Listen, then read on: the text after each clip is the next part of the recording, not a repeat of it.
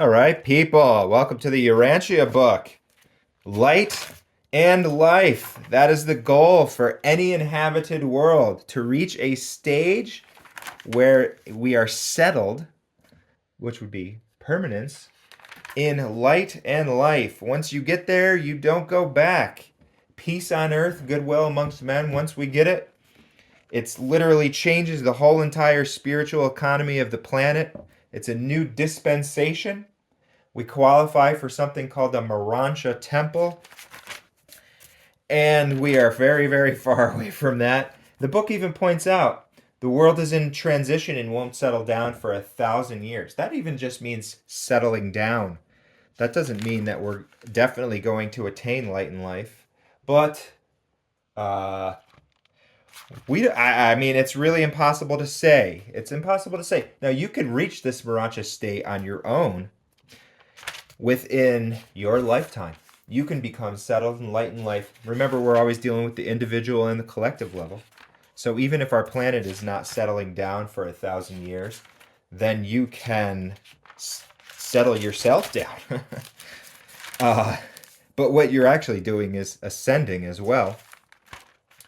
Will have a profound effect on your life. Now, profound is another word for that. Otherworldly, profound type of effect that you will have on your own makeup, your own disposition in the world, your own attitude. Profound, people. Beyond words, indescribable effect. When Buddha hit the enlightenment, maybe that was just child's play compared to what you can attain during this life. You can literally attain these things, which you would be so tapped in to a spiritual understanding. We're going to look at what happens. One of the things that happens here when we have various individuals that are attaining these states of light and life on their own accord, or they're at least very advanced spiritually, they have something called the reserve core of destiny. And that is something where you are almost without your consciousness, without knowing, you're being rehearsed for being a world change leader. And there's people of this caliber on this planet right now. So let's learn about the reserve core of destiny in seraphic planetary government. So this is like the spiritual economy of, or the spiritual government of the planet. Page 1257. Make sure you like and subscribe, people. Keep the ball rolling here on the old Urantia. The reserve core of destiny. The reserve core of destiny consists of living men and women. Okay, so people, maybe you, maybe me. I don't even know. You wouldn't know. You'll see. You see, maybe you'll be conscious of it. You might even be completely unconscious of the fact that you're the reserve core, especially if you're dwelling your mind on this types of thing rather than. And I will say it is very entertaining to watch the political gossip. I find myself being a political junkie at times and checking out all these videos to watch and see, keeping up on the latest of what happened. And I tell myself, oh, I want to be informed, but it's really just gossip, a lot of it. It's almost like how in the royal family in England they don't have any ruling sort of thing. Remember, these people a lot of the times it's really your shadow governments that are controlling the situation and pulling the strings. They put their puppets into place who are going to be very predictable puppets. Like, for instance, your Trump is a very predictable puppet because of the fact that the forces of evil can just play on his own sense of self-aggrandizement, self-enrichment, and all of those sort of selfish qualities. And they might not even need to have any sort of meeting or consultation with him directly. He's just the puppet figure that they can put in and say, let's make it happen. So this being is the figure, and then he's going to bring about more war. He's going to bring about more unequal distribution of wealth and keep the status quo at each other's necks, rather than facing the real problems or the real change. So that is and so you're looking to see what hanging on these people's every words. They're really not even in control. It's really the shadow governments that are behind the scenes pulling the strings. So, um, I don't know why I got onto that aside, other than to say you're dwelling your mind on things that are really progressing and rolling the ball down the road, which is how do we solve these things from the root cause, not just how we get involved in every single little tit and tat. The Reserve Corps of Destiny consists of living men and women who have been admitted to the special service of the superhuman administration of world affairs. This corps is made up of the men and women of each generation who are chosen by the spirit directors of the realm to assist in the conduct of the ministry of mercy and wisdom to the children of time on the evolutionary worlds. It is the general practice in the conduct of the affairs of the ascension plans to begin this liaison utilization of mortal will creatures, meaning us, immediately. Um, Immediately they are competent and trustworthy to assume such responsibilities.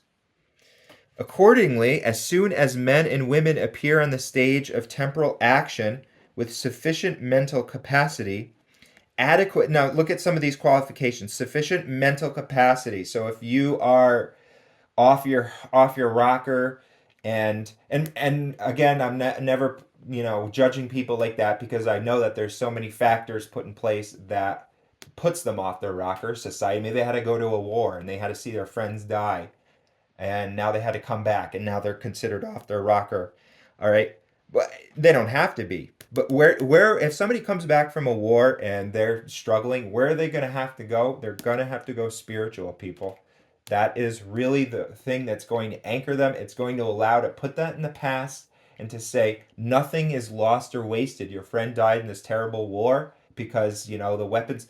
I heard a great quote: "The business of America of war, and the business of China is business." I thought that was a pretty good quote. And now we have to keep our war machine rolling along, and China is going to now be well, it looks as if China is going to be the new world superpower. And again, China has its own strengths and weaknesses. One of the weaknesses of China is they don't have they're communists, so like they don't really have this it's an oppression. It's a form of oppression. Okay. Remember, the Urantia book says that the only thing ideal about government, the only thing divine about government, is having your three separate branches and having the elective sort of procedure. The three branches is of the divine. Okay, judicial, legislative, executive, and that is remember the divine Trinity has a similar sort of makeup, and there's a division amongst the powers with the Trinity. God purposely chose to create two other beings to divest this power with, so it wasn't a pure dictatorship, but it would be even if God didn't do that, a dictatorship would be wonderful if it was a perfect system that they were dictating. Okay, if everybody had their own piece. I mean, that might be a sort of contradictory statement to say that if everybody had their own free will, you could still have a dictatorship, but you could dictate various things on a legislative aspect. So, but anyways, but China, but however, they have like clean cities. I mean, it's kind of like you always have to sacrifice something if you're doing things just purely by man's root. You're going to have to sacrifice. So, for instance, America has their quote unquote freedom, but that means freedom to bring a gun into a school and do a school shooting, or to like at least arm these people. I know you're not free to bring the gun into school, but you're free to arm them, to arm these people who don't have sufficient mental capacity, right? That's how we. But in China, they have to kind of lose a bit of themselves in order to homogenize and have this sort of social monitoring systems and various other things, and not really a democratic form of government, blah, blah, blah. If you go to the divine root, people, this book has all the answers on how to um, have both of those things in a perfect unison and a perfect harmony. Um, so wait, all right, so let's carry on here. Adequate moral status, right? Requisite spirituality, they are quickly assigned to the appropriate celestial group of planetary personalities as human liaisons, moral assistants. When human beings are chosen as protectors of planetary destiny, see this is already happening right now. There's already beings here who are the protectors of the planetary destiny. When they become pivotal individuals in the plans which the world administrators are prosecuting, at that time the planetary chief of Seraphim confirms their temporal attachment to the seraphic core and appoints personal destiny guardians to serve with these mortal reservists. So they get special, individualized angelic beings attached to them and helping them.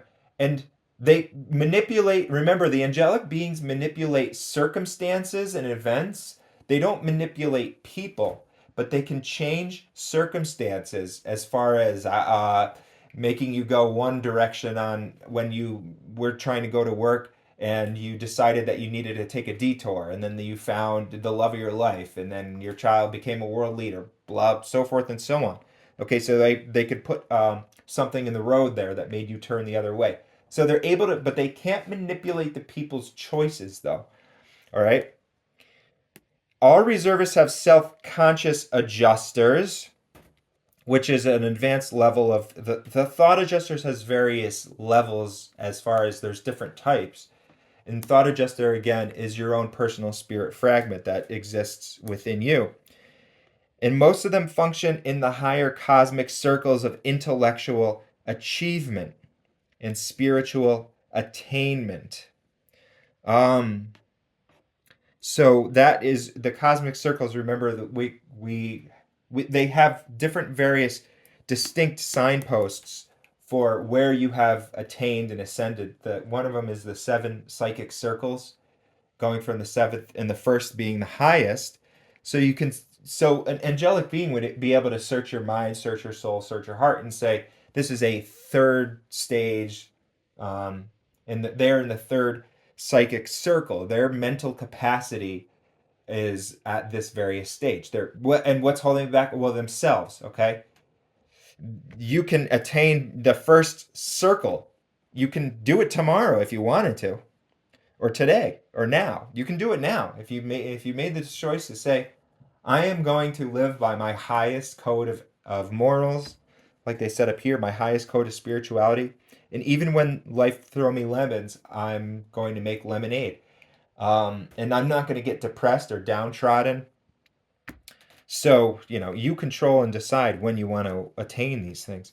Mortals of the realm are chosen for service in the reserve corps of destiny on the inhabited worlds because of 1, special capacity for being secretly rehearsed for numerous possible emergency missions in the conduct of various activities of world affairs. So you might have the type of... Now, when I read this, I said, this is really strange because I personally have these Armageddon dreams very often, and I always find my way through it. It would be like an earthquake, and there'd be like an orb around me, and I tell people to come into this protective sort of orb, and the walls were literally caving in and falling and crashing on it, but not touching us. That was just one example. They happen quite often. They're very catastrophic, and it seems like the whole entire world is ending. And I always wondered what that was about. And then I read this and I said, I wonder if that has anything to do with it. I still have no idea, but something tells me that clicked for me, okay? Wholehearted dedication to some sort of special social, economic, political, spiritual, what we're doing here, or other cause, coupled with willingness to serve without human recognition and rewards, people. So that is a huge possible thing. Like, if you want the human recognition and things like that, that's no recognition at all for working your life in order to do something. And that's how these people are operating, okay? They know that they're of this status and caliber. Some of them know. And they're just not out in the public. They're not making any sort of public statement about that. And if they do, and if they are in a way that's like, look at me. I am the grandiose, whatever it's called, reserve. I'm in the reserve core of destiny. I'm one of the most advanced spiritual mortals there. Then that shows right there that they are not working without human recognition. The possession of the thought adjuster of extraordinary versatility and probable pre-Urantia experience in coping with planetary difficulties in contending with impending world emergency situations. So it was a thought adjuster that indwelt a being that was maybe of there's some planets where they're non-fusion planets. The whole entire makeup of the world is that they don't fuse with the adjuster. They're kind of on loan to them, and then they go on to fuse in different ways, or in it could be like sun fused or SON. But the point being is that they could have been on one of these worlds, one of these thought adjusters, lived a whole life of a person who was helping an emergency situation. That person went on to their own ascension. That thought adjuster said, now let's bring this experience into the mind of a Urantia mortal because they're going to go through the same sort of situation. So there's not, so people that talk about reincarnation and say, hey, maybe I'm an advanced person or an indigo child or something like they call in the New Age, or a, what else would it be called? Crystal children stuff. They might be, there's a bit of truth to that, but it's not their soul that's has lived in. Your soul is original to you. This is your first go round for the soul. It's that spirit fragment, that spirit entity. Okay, your personality is brand new, original to you. It started when you were born here. Okay, so but you might have that spirit entity which could have been experienced. Each division of planetary celestial service is entitled to a liaison corps of these mortals of destiny standing. The average inhabited world employs 70 separate corps of destiny, which are intimately connected with the superhuman current conduct of world affairs. On Urantia, there are 12 reserve corps of destiny, one for each of the planetary groups of seraphic supervision. So there's many of them. The 12 groups of the Urantia Destiny Reservists are composed of mortal inhabitants of the sphere who have been rehearsed for numerous crucial positions on Earth and are held in readiness to act in possible planetary emergencies. This combined corps now consists of 962 persons. The smallest corps of numbers 41 and the largest 172. With the exception of less than a score of contact personalities, the members of this unique group are wholly unconscious for their preparation for possible function in certain planetary crisis. These mortal reservists are chosen by the corps to which they are respectively. Oh wait, I glanced over that, but let's go back to this. With the exception of less than a score of contact personalities, the members of this, so there's a few of them that are actually receiving messages, direct messages. And they wouldn't be in the street, in the middle of the street, or in like in some sort of group church setting being like, I'm getting the message and it's coming to me in tongues. Hooka waka leaky. They would just be like quietly like, okay, all right. Now I'm going to be completely balanced as I go throughout the rest of my life knowing this. And I also know how people will react if I tell them that I'm a contact personality. So I'm going to take that in consideration and so forth. It's not a brass band, okay? Now here, the rest of the group, the members of your group, wholly unconscious. Most of them are wholly unconscious of their preparation. So that could be you, even if you don't know it. If you're a very humble sort of person and you're very spiritually inclined and you're willing to search for truth, and something you feel different, then you could be wholly unconscious of the fact that you're being prepared for a possible function in a certain planetary crisis. And and it also doesn't have to be like, oh no, that's going to be a lot of responsibility. You're being rehearsed on it, okay, in your unconsciously, or possibly superconsciously. These mortal reservists are chosen by the corps to which they are respectively attached and are likewise trained and rehearsed in the deep mind by the combined technique of the thought adjuster and the seraphic guardian ministry. Many times, numerous other celestial personalities participate in this unconscious training, and in all this special preparation, the midwayers, who are halfway in between humans and angelic beings, perform valuable and indispensable services, invisible to the human eye. Um, but when you attain, like, you can attain the vision in order to see them. And so my experience with that was doing the lucid dreaming, astral traveling, and you can ask to see these beings. You say, "Take me to see." Now, I can't prove that that's actually a reality or what, or even to myself.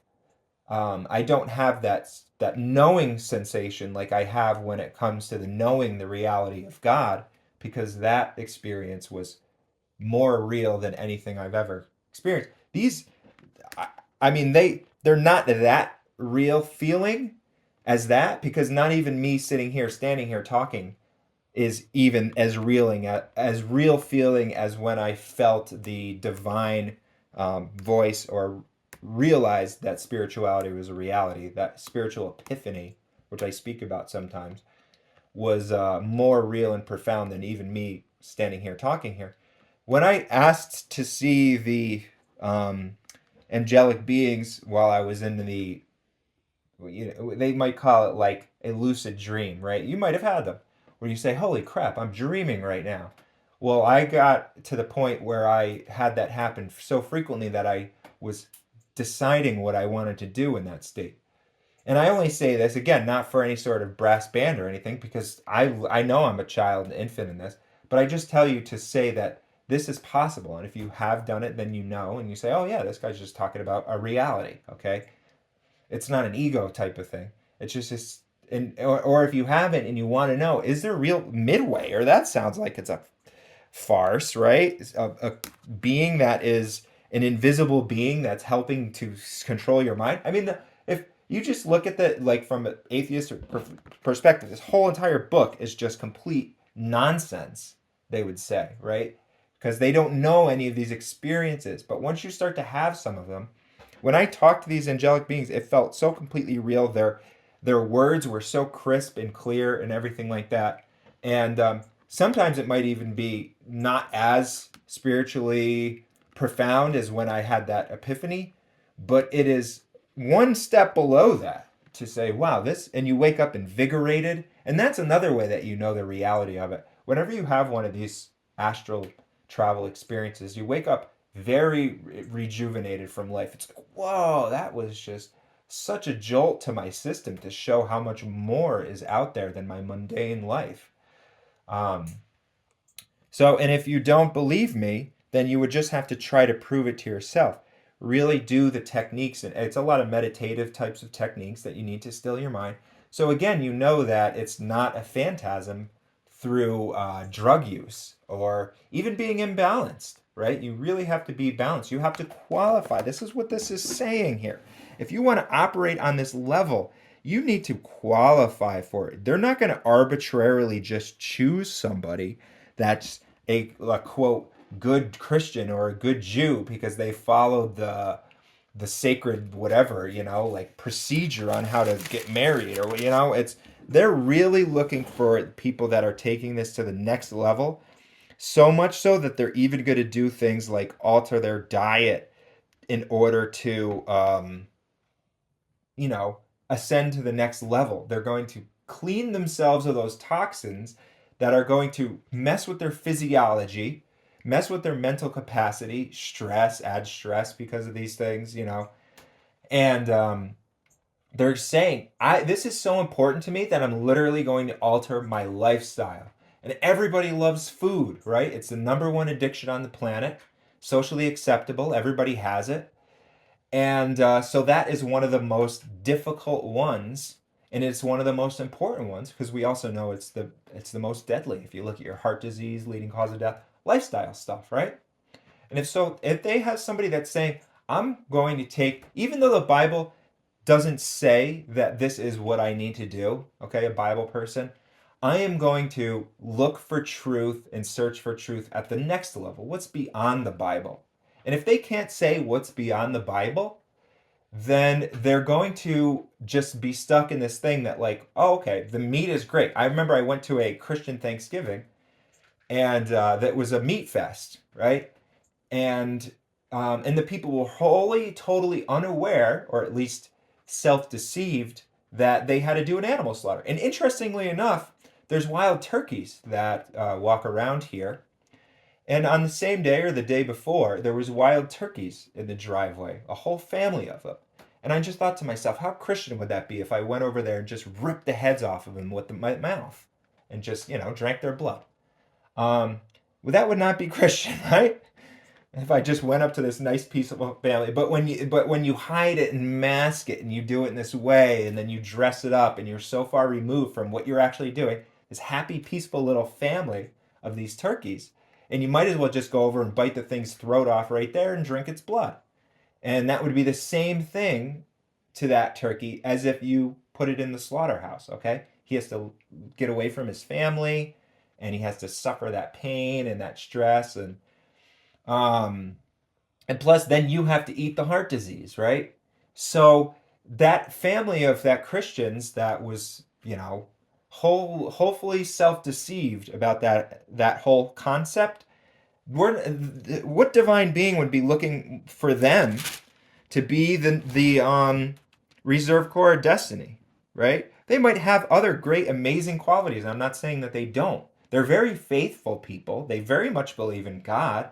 So they're definitely going to have their ascension, and they're going to be sat down in a. I mean, this is as simple as it would be. It'd be, okay, we're going to sit you down in a room, and we're going to teach you that this is on the next world, and we're going to teach you that ripping the head off of a turkey and drinking its blood is not good. And they say, you know what? I'm going to take it from this angel right here that's teaching me that. Like, that's not how fucking angels act, right? That's not how angelic spiritual beings act. We don't eat animal flesh. Um, so they'll say, I'm going to listen to that angelic being. And it'll take that for them, and maybe it'll take a whole lifetime. Because maybe they're going to trying to some of them might. I've thought that out of all these very good Christians, they're so married to the Bible, it's going to be very hard for them to face the spiritual realities of the world after this life, because they're not going to immediately be shot into heaven.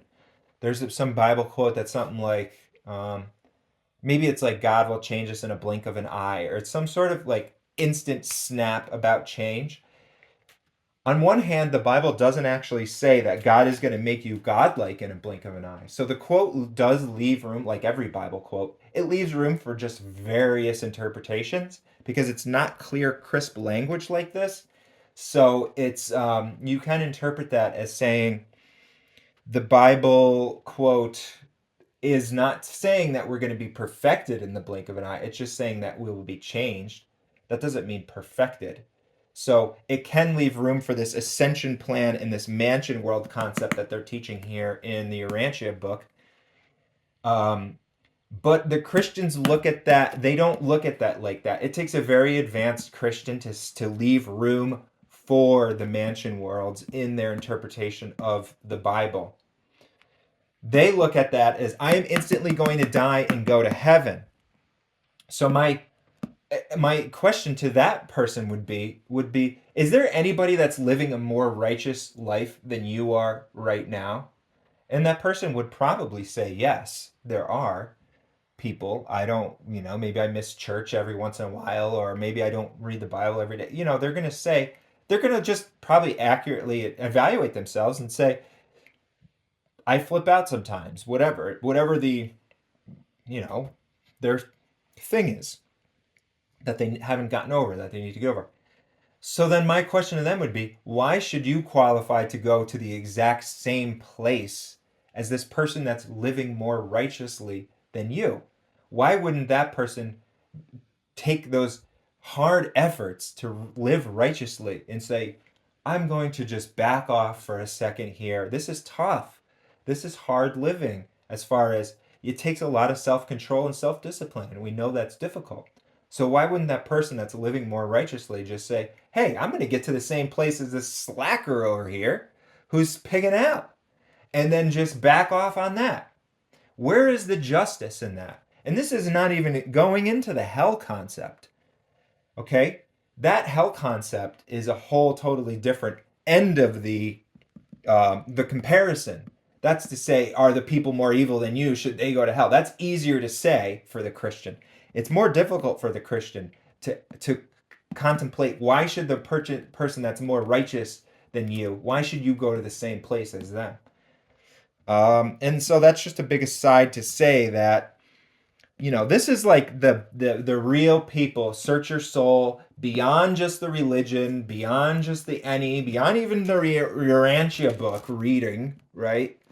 And saying who is really living it as far as making it their lifestyle, and who wants to grow into that. And that is your reserve core, right? The people that are really it's the ones that the angelic beings are like, we want to partner with this person. If they want to imagine if they partner with somebody and they're like, this person's a nightmare to work with. We never know what they're gonna do. We're in the middle of a meeting and they're like, oh, but the Super Bowl is on, and they have to go rushing out to find whatever. Or even, even even Jesus marched to his own death, for instance. Even if they're like, no, but the safety of myself, I can't do it. He's like, you know what? Screw the safety of myself. I'm marching to my own death. And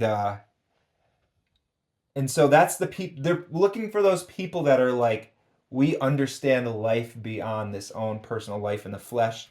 So even if it takes a sacrifice, Jesus did do a self-sacrifice. He didn't need to do that, but he purposely chose to do a sacrifice. Uh, that's what they're looking for. And I don't know. I would like it to be me. I don't know if I, if I looked and evaluated myself, I feel like I would be a good candidate for that, but I don't know.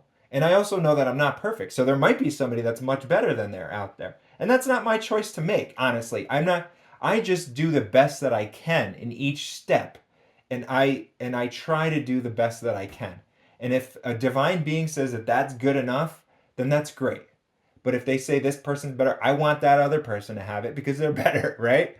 So, but just do your best. Basically, is the moral of this story. But do your best, and also know that there's an ideal out there that's so, like, there's a bar out there that's so high, but there's also rewards and responsibilities for achieving that bar. All right, so there's a big preamble slash amble for you, and hope everybody out there is doing wonderful, and take care, and we will see you in the next video. Thanks for everybody that's been commenting and subscribing. Appreciate all you guys, so we'll see you next time.